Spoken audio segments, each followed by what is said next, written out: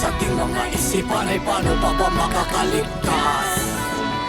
Kung pilit kinikipit at tinutugis na ang ating tagapagligtas. Ngayon ang tanong sa ating mga sarili ay sino pa ba ang masasandalan?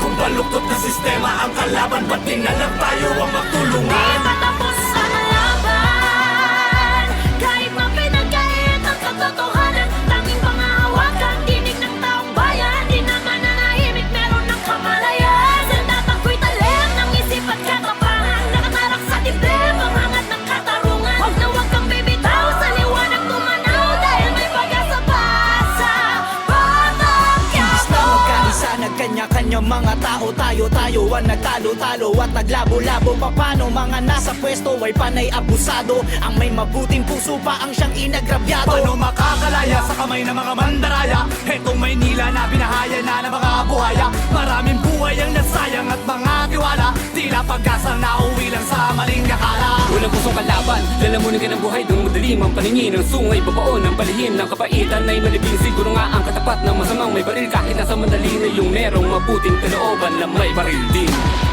Ngayon ang tanong sa ating mga sarili ay sino pa ba ang masasandalan?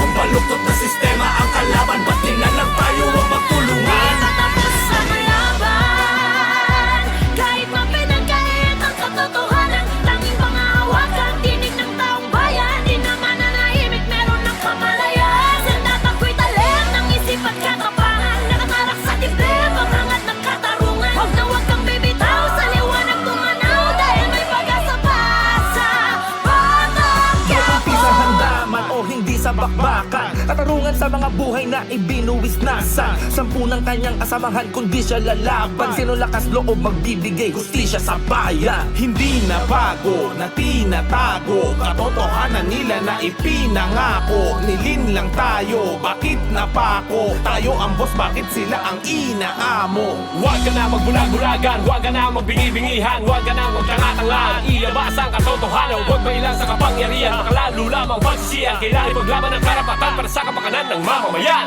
Ngayon ang tanong sa ating mga sarili ay sino pa ba ang masasandalan?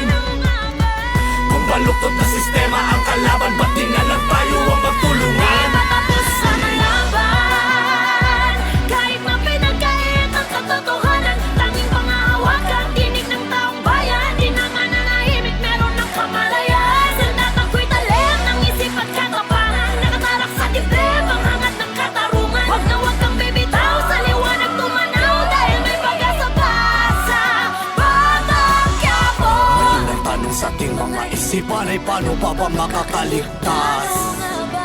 Kung pilit ginikipit at tinutugis na ang ating tagapagligtas.